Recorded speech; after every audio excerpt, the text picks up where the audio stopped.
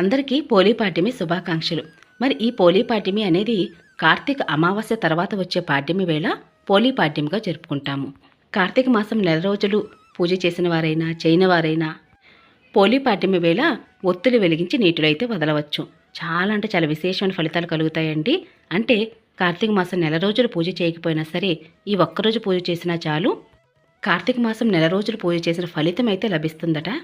పోలీపాడ్యమి పూజ అనేది నది వద్ద చేస్తే చాలా అంటే చాలా మంచిదండి. ఒకవేళ మీకు నది వద్దకు వెళ్ళడం కుదరనట్లయితే ఇంటి వద్ద తులసి కోట వద్ద కూడా ఇలా ఒత్తులైతే వదలవచ్చు. తులసమ్మ ఆనవాయితీ లేనివారు కూడా పూజ ఎలా చేయాలి, మరి నీటిలో దీపాలు ఎలా వదలాలి, పూజ అనంతరం ఆ పూజా వస్తువులన్నీ ఏం చేయాలి నది వద్దైనా ఇంటి వద్దైనా అనే విషయాన్ని ప్రతి ఒక్క విషయం ద్వారా మీ అందరికీ తెలియచేస్తూ ఈ వీడియో అయితే షేర్ చేస్తున్నానండి.